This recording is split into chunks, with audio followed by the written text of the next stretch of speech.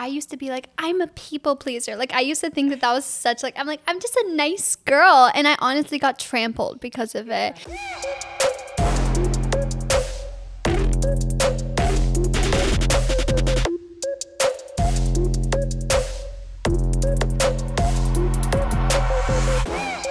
Welcome back, my billion-dollar baby, to today's episode. This one's going to be so good. I have a girl coming on that really just knows how to empower you. She is such a hustler, from making content on all platforms, growing so quickly, by the way, and running it all herself. She also has such a strong mindset for female empowerment, so this one's going to be a good one. Listen closely and welcome Maddie Webb. Hello, my darling. Thanks for coming. Thank you for having me. I You know. have such a beautiful home. Oh, thank you so So much. cozy. I love it. You're like the perfect person to come on this podcast, so I'm so excited to have you here because I love the way you think. You're such a hustler, and I feel like a lot of girls will be inspired by you, and obviously men too, because you're just a boss. So The allies. yeah. That's so sweet. Yeah. Thank you so much. I love being in the bed. Like, you know, I film my podcast in my bed Yeah, too. no, I remember you telling me that. That's why I was like, you need to come on. It's so cute. I know. love that for us. Aw. Yeah, so obviously you have such amazing content and you have so many fans that love you for listening to the different inspiring things you talk about. But what would you say is the most like fulfilling topic for you that you love communicating with your fans about? I feel like all my content, I like to say this, that my content is like a love letter to my younger self. And I make content for her so much because she was so deeply disempowered. You know what I mean? And I just grew up with a lot of people putting me in boxes and pushing me down. And then I feel that everything I am now is because I decided to become her, and I sought out information and education, and knowledge is power. So everything that I am now, everything I've learned has been very much self-taught. And so now when I make content, I feel that I want to access those people, women, the allies, the gays, all of them that are just waking up and just trying to access tools. I feel like there's so many people on the internet who's like, you can do and be whoever you want. And yeah, that's absolutely true, but how? And so my favorite type of content is like giving people specific tools on how to respond, like how to respond to backhanded compliments, to mansplaining, like tools to be able to take your power back and stand in your power and empower yourself, because the whole world's going to, do the opposite. And if you know how to stand in your power with elegance and grace and just bad bitchery, I like to say a little dash of cuntiness, I just think that it's talking the talk, but I want to show people how to walk the walk. Yeah. I love that you said the cuntiness thing. The only reason why is because I have a little sister, and I was just talking to her yesterday on FaceTime, and she had like these girls being mean to her at school, and I'm like, it kills me. I'm like, I'm trying not to be that weirdo that I'm like imagining myself pulling up to her school. No.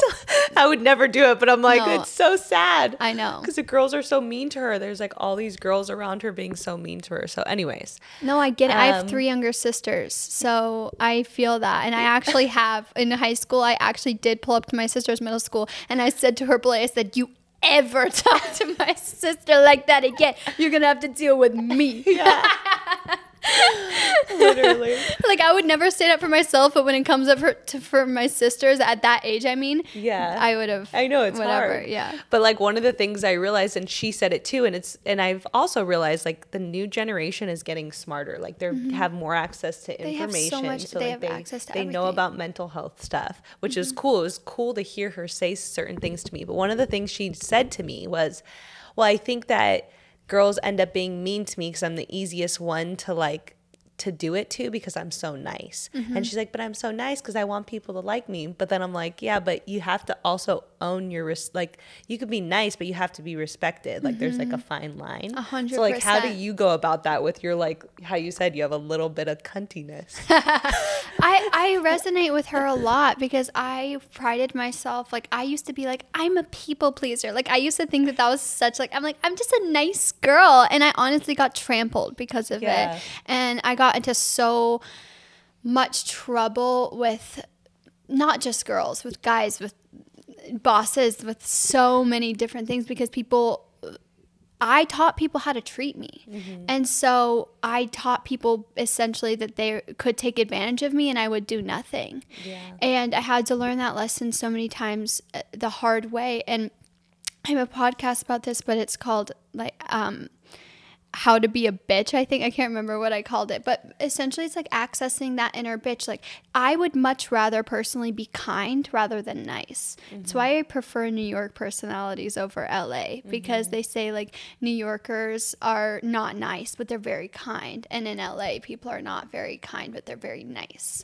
And the difference between kindness and niceness is kindness is like, it comes from like it comes from being genuine. Like, do I actually like what your outfit you're wearing, or am I telling you that I like your outfit because I want you to like me? That's so people pleasing.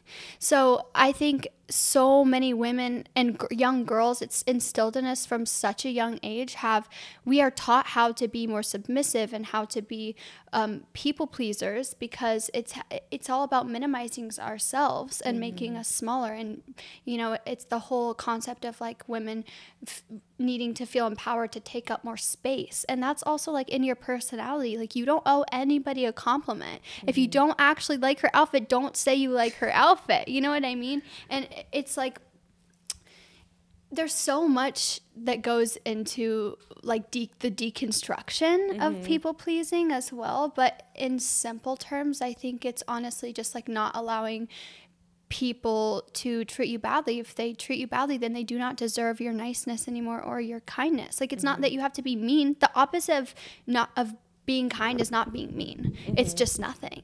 You know what I mean? That's so true. That is so true. Yeah. Yeah, because I think it also comes from like when you really want people to like you, then you're not actually being authentic. And I tell my sister this all the time because she really struggles with like, I just want them to like me. I always tell her, stop asking yourself, do they like me? And ask yourself, do I like them?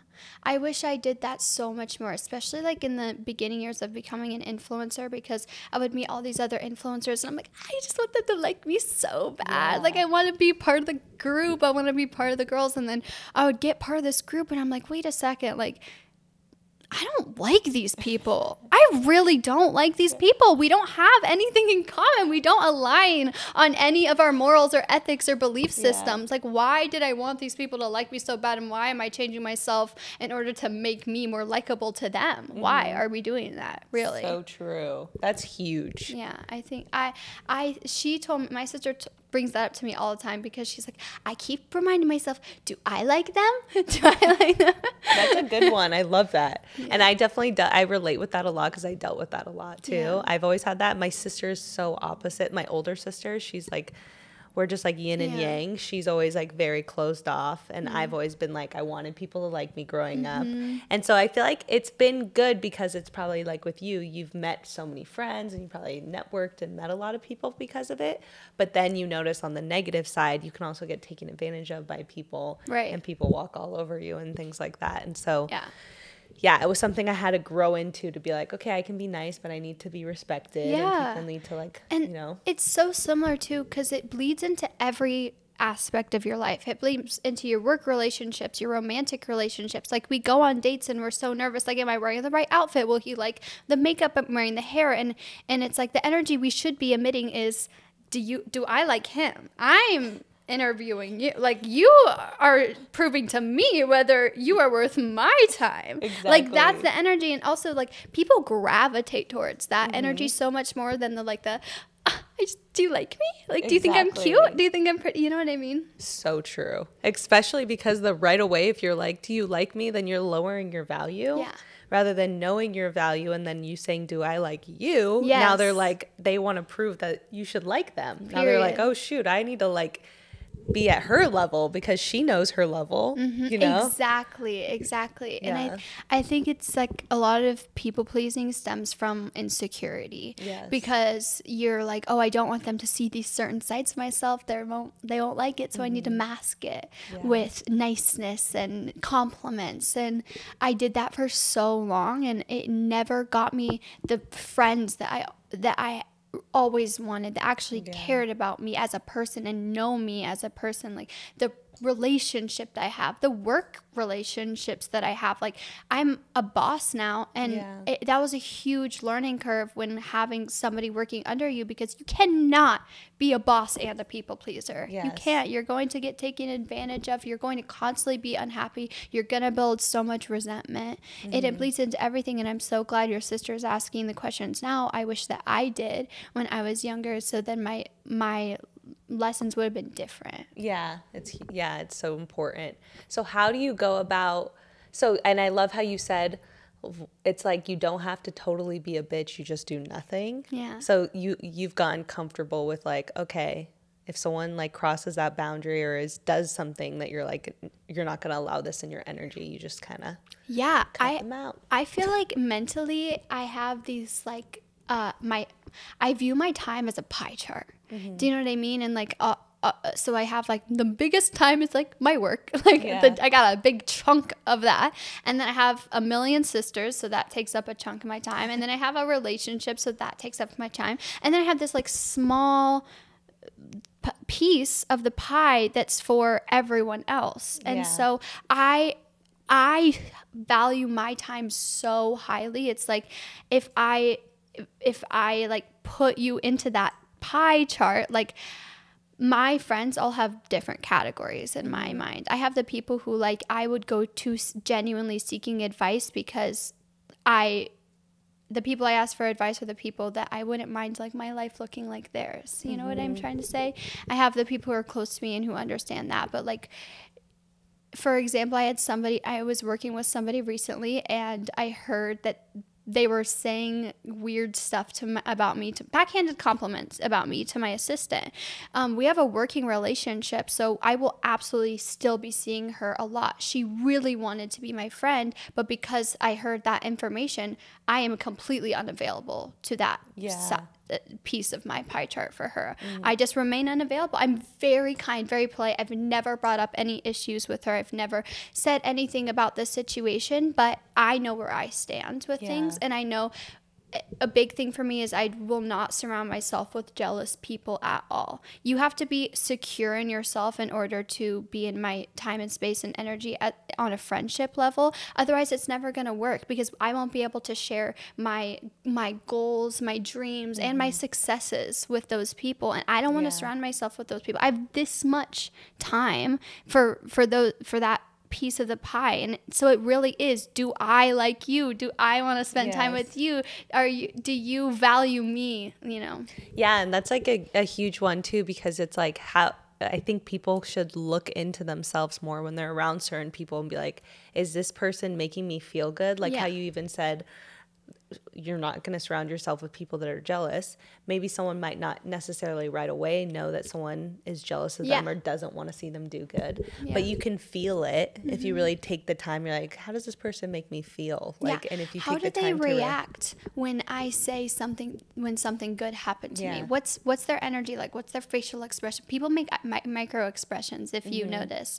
Like, I brought up something like, a brand reached out to me that I knew we both really liked the brand. Like, is she happy for me, or is she, you know what I mean? Like, what is the reaction? But I think also a good thing to add into this conversation is that in order to present yourself this way and know your value, you have to know your value. You have to like do the self-work. You have to be secure within yourself. Like that's where all of the best things in my life came from, was all the self-work that I did in order to become the person that was worthy of having great, valuable friendships, because I wasn't jealous of them. I wasn't projecting my insecurities on them.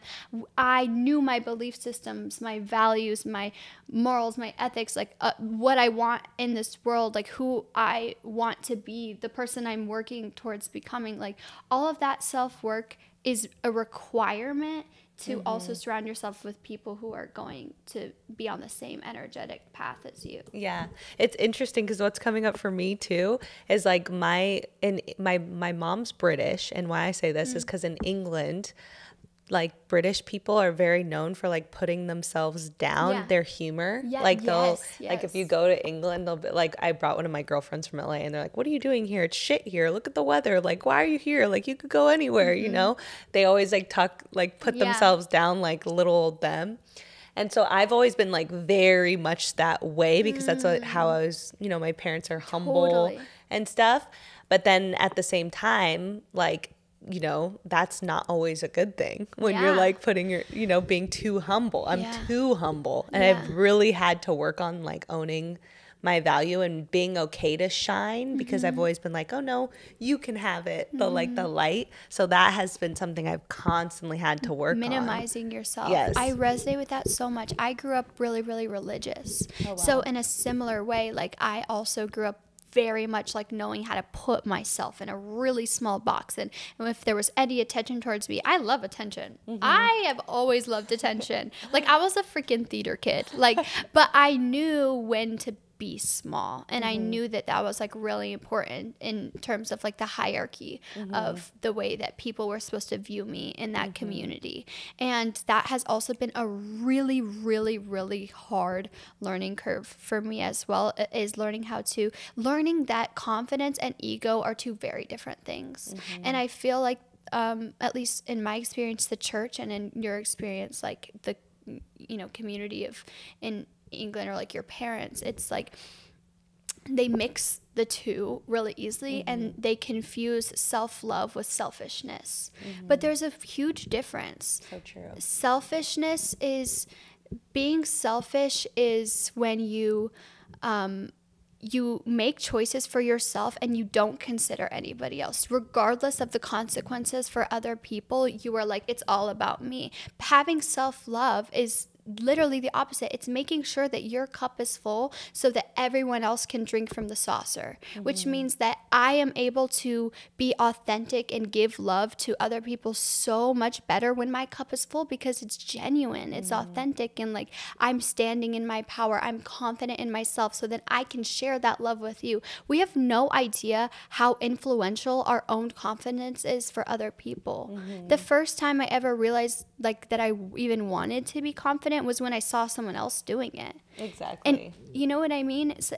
And I feel like that's a really hard lesson for people, because they're like, oh, I don't want people to think I'm too full of myself.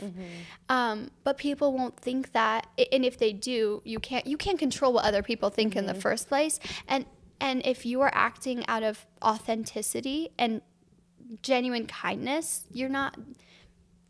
that's not selfish. I'm so proud of you for speaking like this, and you're still so young. So I'm just like, love you. You have such a good mind. You're so sweet. And what was I going to say? I was going to say, and that's why, going back to what you said, who you surround yourself is so important, because based off where you are and how you're coming from a place of self-love. And so the right people around you are going to be inspired by that and want to meet you there. Yeah. Whereas the wrong people are going to look at that and like look at it in a negative way and send you negative energy because they don't love themselves. Yes, exactly. You know? I always tell this to my mom, because my parents went through like a rough divorce, and I don't talk to my dad, but and they're in a really small town, so people have things to say always. And I always tell my mom, the right people will see the truth. In time, the right people always see the truth. The wrong people are the wrong people for a reason. And we can't live our lives conforming to other people's like petty feelings and egos and insecurities themselves. We just can't.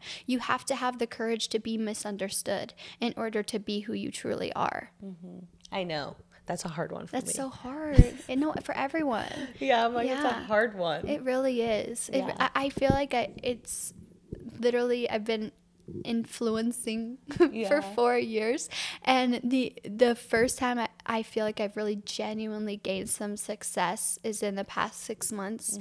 And it's only because I finally decided that I am safe to be misunderstood. I am safe to be not liked sometimes. I'm safe to be putting myself on the internet knowing that a lot of people are going to disagree with me or try to put down my message because it's triggering to them, and that they've decided this is how the world is and they have to live that way. But my content isn't for them. The right people will find me. The wrong people are the wrong people for a reason. I have to make that content for the people who want to learn and grow and escape like that toxic mindset. I love that, and it's so true. I have a friend of mine, his name's Danny Morell. He's like a big speaker, and he always would say that, like, he's like, if I try to be liked by everyone, my content's not going to do well. Absolutely. Because now I'm just blending into everyone else. Absolutely. But he's like, the times where I can, if I say something and I'm being authentic and it triggers someone, he's like, those are the videos that do the best. Yeah. Because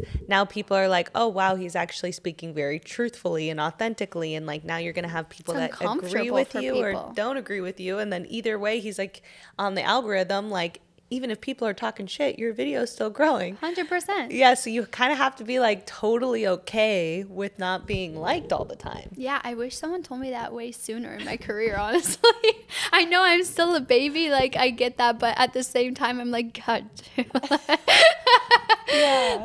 That's such a hard lesson to learn, and you can like logically digest it, but for your subconscious, because your subconscious is going to sabotage you if you have a belief system that requires you to be liked by everybody. And so it was like deconstruction from a subconscious level that I had to get to in order to be like, okay, people aren't going to like, some people are not going to like this one post. Like, this is perfect. So how did you get over that? Like, how did you even begin to make peace with that? That's a good question. Probably took you a while.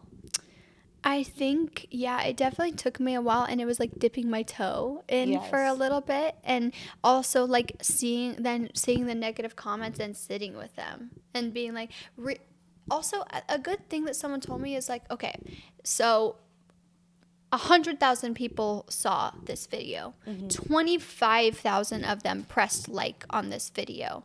100 of them commented something positive, and 50 people commented something negative. Yeah. You have to remember, 100,000 people watched this video, and 90,000 of them said nothing. 25,000 of them liked it. 100 of them had liked it so much that they said something positive to you, and 50 of them were so triggered that they had to say something bad so that other people wouldn't believe what you're saying. Like, if you think about it from that perspective, like, negativity is so much louder than positivity. It really is. And it's like, it's also not getting too caught up in the positive comments, because if you're too addicted to like the love from people, then you're going to be just as affected by the negativity.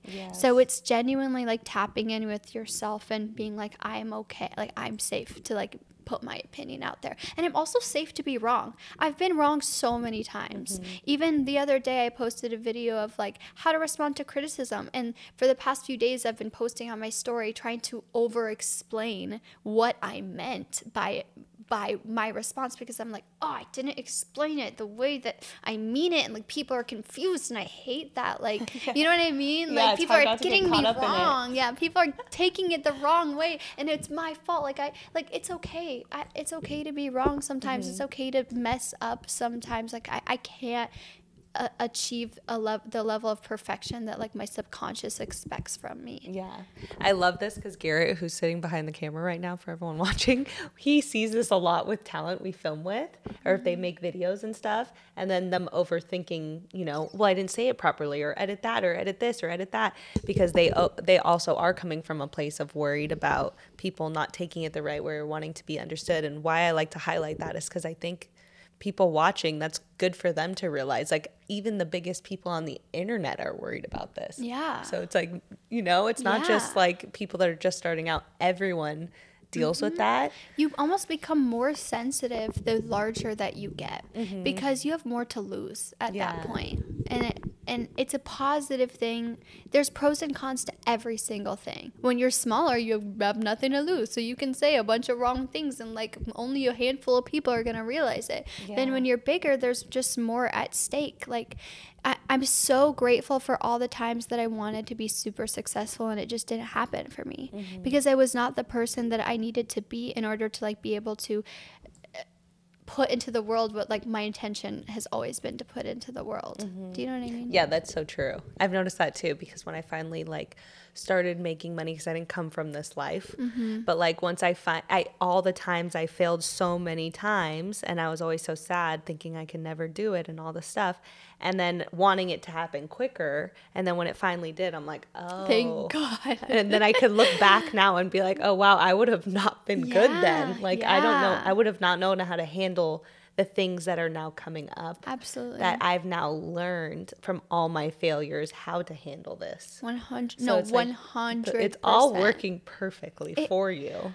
Yes, and especially like if you're an entrepreneur, like want to have your own thing, failure is a huge part of success. It is one of the most vital parts of success. It's where we learn the most. Triggers are what bring up areas in us that need to be healed.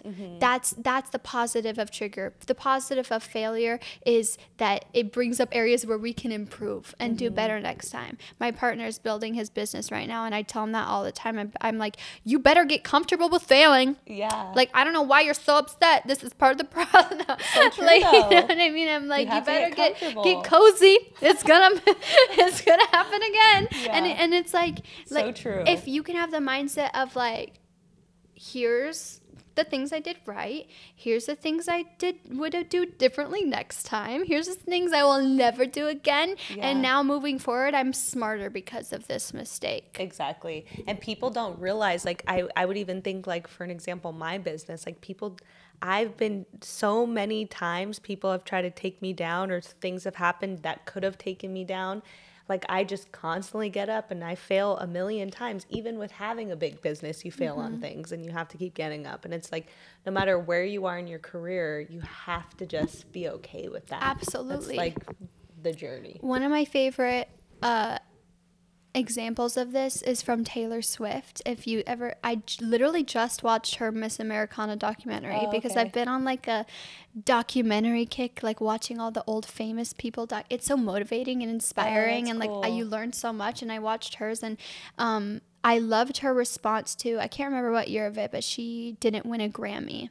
And her publicist was like, oh, like it's rigged. Like everyone's like, it's rigged. Like you should have won. And she goes, no, I just have to make a better album. And she did. And look where she is now. She was like, not like, oh, I didn't get a Grammy. My life is over.